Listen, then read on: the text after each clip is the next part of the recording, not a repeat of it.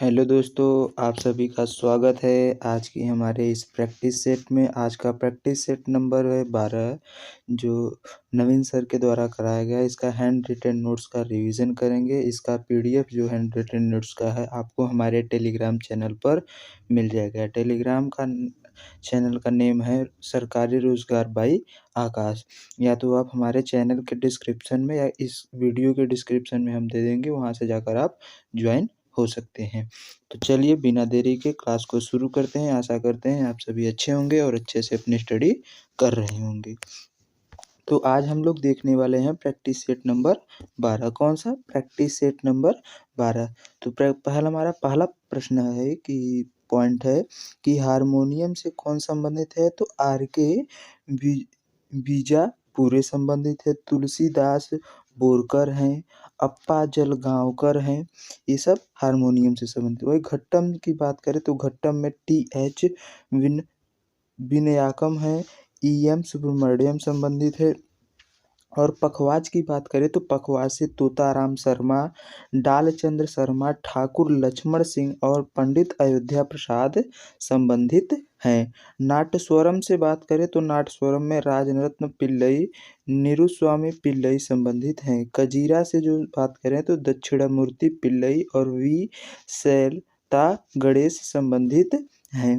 नैडोलिन जो है, नैडोलिन से कौन कौन संबंधित है? तो वी श्रीनिवास जो है नैडोलिन से संबंधित है। तानपुर से कौन कौन संबंधित है? तानपुर से भीमसेन जोशी और एम.एस. सुब्बुलक्ष्मी जो है ये सभी इस वाद्य यंत्र से संबंधित हैं। वही बात करें पंडित रविशंकर की तो पंडित रविशंकर को भारत रत्न सन 1999 में मिला हुआ। पद्म भूषण जो है वह 1967 में मिला था। इनकी पुत्री अनुष्का शंकर थी। इनकी सेकंड पत्नी जो थी वह सुकन्या राजन थी, जो तानपुरा से संबंधित थी। आगे इनके कुछ पॉइंट्स को और देख लेते हैं तो थोड़ा सा ऊपर करते हैं। तो पंडित रविशंकर की जो पहली पत्नी थी वो कौन थी? वो अन्नपूर्णा देवी थी, जो सुरबहार से संबंधित है। पंडित रविशंकर इन्होंने प्रसिद्ध अंग्रेजी रॉक बैंड द बीटल्स के साथ सहयोग किया और विश्व स्तर पर इन्होंने इसको लोकप्रिय बनाया था। वही बात करें पर्रावल्ला जो है कादर मुदुर भाषा जो है वह तमिलनाडु की जनजाति भाषा है।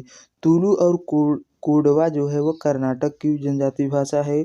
कोकबोरोक त्रिपुरा की जनजाति भाषा है। कोंकणी जो है गोवा की जनजाति भाषा है। इंग्लिश जो राजभाषा है वो नागालैंड की है। कुमाली जो है और खोस्ता जो है वह जम्मू कश्मीर की राजभाषा है। शास्त्रीय भाषाओं की कुल संख्या की बात करें तो 11 है। सबसे पुरानी शास्त्रीय भाषा तमिल है, जो सन 2004 में जुड़ी थी। वहीं बात करें कन्नड़ और तेलुगु सन 2008 में जुड़ी थी। संस्कृत सन 2005 में जुड़ी थी शास्त्रीय भाषा में।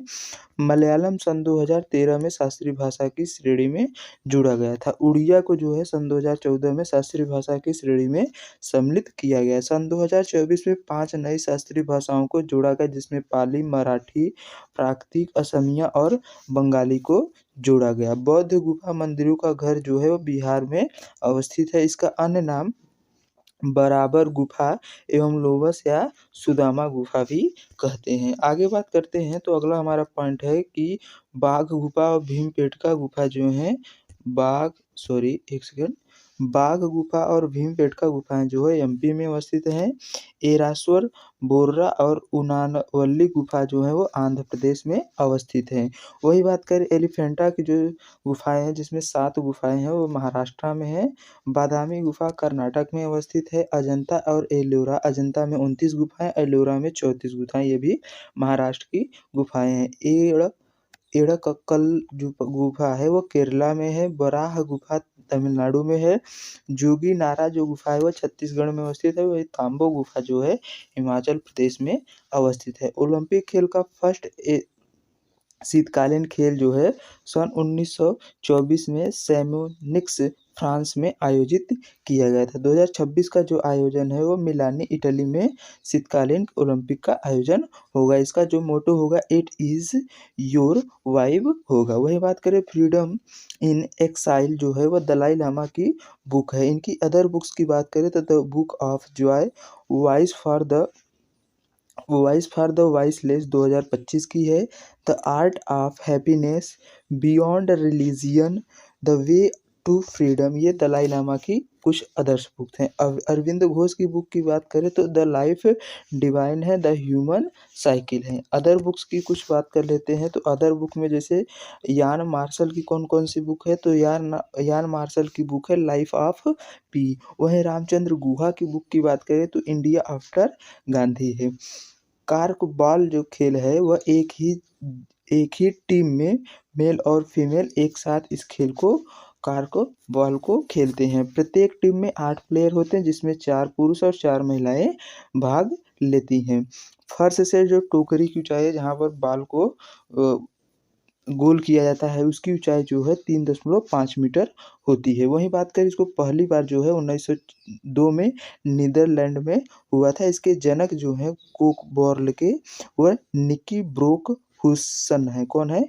निकी ब्रोक हुसन जो है कोर्क बॉल के जनक है। वह 1975 में इंडिया ने पहली बार आयोजन हुआ था इसका। 1953 में पहला पिछड़ा वर्ग आयोग काका कालेलकर की अध्यक्षता में नियुक्त किया गया था 29 जनवरी को। 1970 में दूसरा पिछड़ा आयोग बना और वर्तमान स्वरूप जो है वो 14 अगस्त 1993 के से चल रहा है। वही बात करें इसकी रिपोर्ट जो है वो राष्ट्रपति को पेश किया जाता है। इसका हेडक्वार्टर पिछड़ा आयोग का जो है नई दिल्ली में है।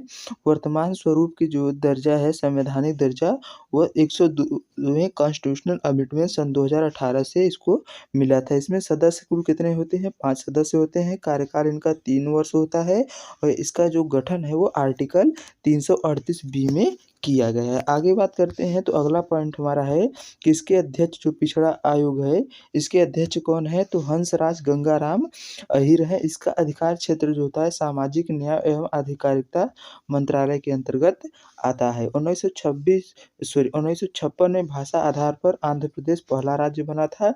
1 अक्टूबर सन 1953 को इसका प्रयास जो है पोटली श्री रामालू के द्वारा अनशन के कारण जो बिना भोजन पानी के अनशन के कारण हुआ था। यह राज्य पुनर्गठन आयोग की जो स्थापना हुई 1953 में इसके अध्यक्ष फजल अली थे।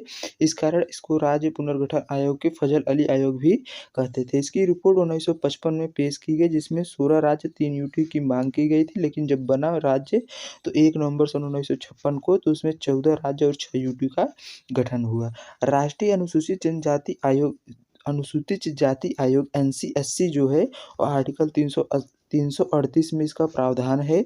एससी के लिए प्रदान किए गए सुरक्षा उपायों से संबंधित सभी मामलों में की जांच एवं निगरानी करना इसका कार्य होता है। इसका गठन जो है 89वीं कॉन्स्टिट्यूशन अमेंडमेंट सन 2003 के द्वारा किया गया और इसी एक्ट के द्वारा 19 फरवरी सन 2004 में इसको संवैधानिक दर्जा प्राप्त हुआ। इसके फर्स्ट अध्यक्ष जो थे सूरज भान थे। वर्तमान में श्री किशोर मकावा इसके SC/SC के NCSC के अध्यक्ष हैं। आर्टिकल 338 ए में जो है पहला SC/ST आयोग ढेबर आयोग का के तहत इसी के तहत इसका गठन किया गया। इसकी नियुक्ति जो है राष्ट्रपति जो करते हैं। इसके एक अध्यक्ष, एक उपाध्यक्ष और 3 अन्य सदस्य होते हैं। आगे बात करें तो अगला पॉइंट है कि भारतीय महिला आयोग का फर्स्ट पुरुष अध्यक्ष कौन था? तो भारतीय महिला आयोग के जो फर्स्ट पुरुष सदस्य थे वो आलोक रावत थे। इसकी स्थापना 31 जनवरी सन 1992 को इसके लिए जो एक्ट था 1990 में आया था। इसके एक अध्यक्ष और 5 सदस्य होते हैं। एक SC/ST होना आवश्यक होता है। उसकी बात करें पहले अध्यक्ष की तो जयंती पटनायक थी। वर्तमान में विजया किशोर रहाटकर हैं। वहीं बात करें भारतीय राष्ट्रीय ध्वज तिरंगा जो है इसको भीकामी जी कामा के द्वारा जर्मनी में 1907 में फहराया गया था और इसकी ध्वज की जो लंबाई चौड़ाई है 3:2 के अनुपात में होती है। इसका डिजाइन पिंगले वेंकैया के द्वारा डिजाइन किया गया था। संविधान सभा के द्वारा इसको कब अपनाया गया? तो 22 जुलाई सन 1947 को तिरंगे को अपनाया गया था। राष्ट्रीय ध्वज संहिता सन 2002 में आया था। अलीपुर बम कांड जो है इसे मणिकोटला बम कांड कहते हैं। श्री अरविंदो घोष संबंधित है और 37 अन्य लोगों को अरविंदो घोष के साथ मुकदमा हुआ था जिसकी पैरवी CR दास के द्वारा चित्तरंजन दास के द्वारा किया गया था। और ये जो बम कांड हुआ था इसके द्वारा किंग संफोर्ड को मारा गया था। आगे बात करते हैं तो हमारा अगला पॉइंट जो है कि 1911 के दौरान दिल्ली दरबार में दिल्ली की आधारशिला जो है जॉर्ज पंचम के द्वारा रखी गई थी। 1911 से पहले जो भारत की राजधानी थी वो कलकत्ता थी। 1911 से जो राजधानी है वो दिल्ली बनी है। वही बात करें जो दिल्ली इसके दौरान जो है पहला जो था दिल्ली दरबार वो 1877 में लिट्टन ने, और दूसरा जो है 1803 में करजन ने, और तीसरा हार्डिन के समय 1911 में हुआ था दिल्ली दरबार। वही बात करें तो गदर पार्टी जो है एक इसके सह संस्थापक कौन है तो लाला हरदयाल हैं जो इसके महासचिव भी थे। इसकी गदर पार्टी की स्थापना 1918 में सैन फ्रांसिस्को यूएसए में की गई थी। इसके पहले अध्यक्ष जो थे वो सोहन सिंह भकाना थे। इसकी शुरुआती नेम जो था पैसिफिक कोस्ट हिंदुस्तान एसोसिएशन इसका पहले का नाम था। वही बात करें कामागाटारुमु जो है इसी से संबंधित एक घटना है जो 1914 में हुई थी। आगे बात करते हैं तो अगला पॉइंट हमारा है कि मद्रास के होम रूल लीग की स्थापना एनी बेसेंट के द्वारा की गई थी। कब तो सितंबर सन 1916 में इसके द्वारा किया गया था।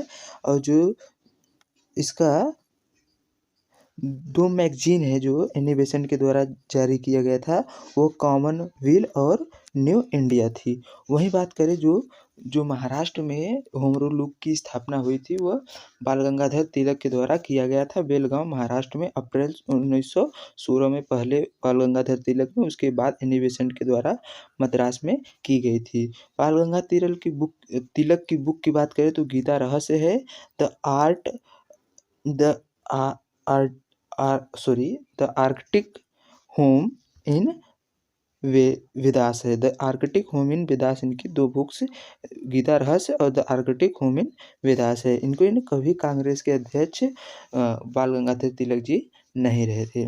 वही बात करें बूढ़ी गांधी किसको कहते हैं तो माता गिनी हजारा को बूढ़ी गांधी जो कहते हैं, जो स्वतंत्रता आंदोलन में बहुत ही सक्रिय योगदान अपना दी थी। वही बात करें पनामा नहर तो अटलांटिक और प्रशांत महासागर को जोड़ता है। सुएज नहर लाल सागर और भूमध्य सागर को जोड़ता है। कील नहर जो है उत्तरी सागर और बाल्टिक सागर को जोड़ता है। बेलेंड नहर जो है ईरी सागर और ओंटारियो झील के मध्य अवस्थित है। चक्रवात और देशों की बात करें तो बेलियो जो चक्रवात है फिलीपींस में आता है।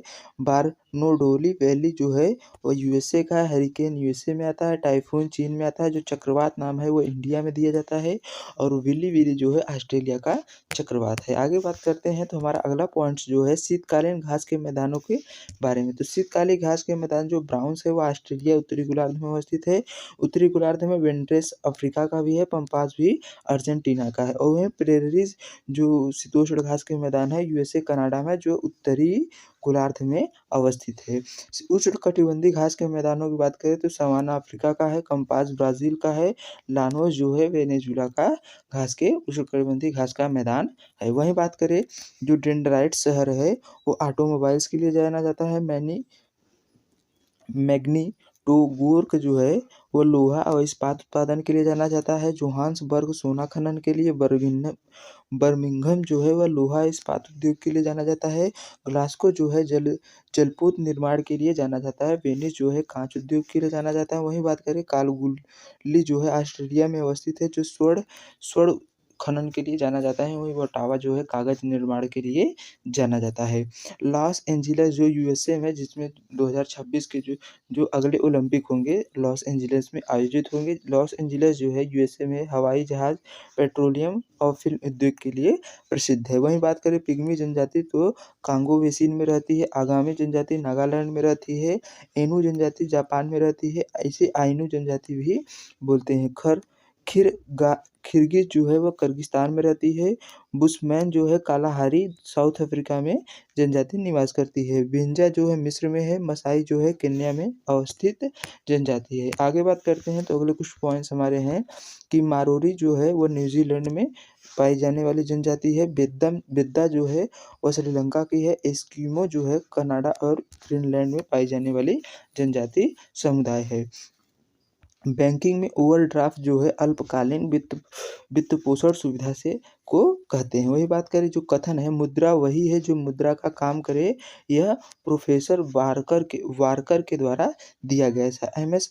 एमएसएमएससी जो अधिनियम है 2006 का प्राथमिक उद्देश्य था कि एमएसएमएससी के विकास को बढ़ावा देना और सुविधाजनक बनाना। वही बात करें भारत की वित्तीय स्थिरता और विकास परिषद FSD के अध्यक्ष कौन है, तो वित्त मंत्री अध्यक्ष होते हैं। ये जो FSDC जो है इसकी उप समिति का नेतृत्व जो है RBI के गवर्नर करते हैं। इसकी स्थापना का प्रस्ताव रघुराम राजन समिति के द्वारा किया गया था। आगे बात करते हैं, तुम्हारे कुछ और पॉइंट्स जो है बचे हैं। तो विद्युत कनेक्शन कितने प्रकार का आता है, 2 प्रकार, श्रेणी क्रम और समांतर क्रम। भौतिक और रासायनिक परिवर्तन जो एक ही में होता है वो मोमबत्ती का जलना, जो मोमबत्ती के जलने से कार्बन डाइऑक्साइड है वो रासायनिक परिवर्तन है, और जिसके मोम पिघलता है वो भौतिक परिवर्तन, जिसे हम दोबारा मोमबत्ती बना सकते हैं। वही बात करें टमाटर का लाल रंग तो लाइकोपीन के कारण होता है। गाय के दूध का हल्का पीला रंग कैरोटीन के कारण होता है। सफ़ेद दूध जो होता है कैसीन के कारण होता है। मिर्च का लाल रंग कैप्सिसिन के कारण होता है। हल्दी का जो पीला रंग है वो कुकुरीन के कारण होता है। वहीं पपीता का पीला रंग कैरिक थीम के कारण होता है। प्याज का जो रंग है वो एंथ्रोसाइटिन के कारण होता है, और गाजर में जो रंग है वो कैरोटीन के कारण होता है। वहीं बात करें स्वाद के जो कुछ वर्ड किनके कारण होता है, तो आंवला का जो कड़वापन है वो टैनिन के कारण होता है। बादाम का जो कसैलापन थोड़ा सा है वह इमाइलेडिन के कारण होता है। मिर्च का तीखापन कैप्सेसिम के कारण होता है। खीरा का कड़वापन कुकुरबिटेनिस के कारण होता है। करेले का कड़वापन जो है मोर्डुकियोसाइड्स के कारण होता है। आगे कुछ और जो हमारे रोग हैं उसके बारे में देख लेते हैं। तो जो होता है जल से जो भय रोग होता है उसे रेबीज में होता है। जानवरों से जो भय होता है उसे जूसोफोबिया कहते हैं। बोलने से जो भय होता है उसको लासोफोबिया कहते हैं। कुत्तों से जो भय होता है उसको साइनोफोबिया कहते हैं। अंधेरे से जो भय होता है उसको निक्टोफोनिया कहते हैं। आग से भय को पैरोफोबिया कहते हैं, और सार्वजनिक स्थान पर बोलने से जो डर होता है उसको ग्लोसोफोबिया बोलते हैं। तो आज की ये हमारी क्लास थी जो हमने आपको रिवीजन करा दिया है। इसका हैंड रिटन नोट्स आपको हमारे टेलीग्राम चैनल पर मिल जाएगा, वहाँ से जाकर आप डाउनलोड कर सकते हैं। तो आशा करते हैं आप लोगों को क्लास अच्छी लगी। क्लास कैसी लगी कमेंट कर ज़रूर बताइए, और अपने दोस्तों को भी शेयर करिए जिससे हमें सपोर्ट मिले और हम मोटिवेशन हो, जिससे हम आगे भी आपको ऐसी ही अच्छी क्लासें लेकर आते रहें। तो चलिए मिलते हैं नेक्स्ट क्लास में, तब तक के लिए आपका धन्यवाद। जय हिंद, जय भारत।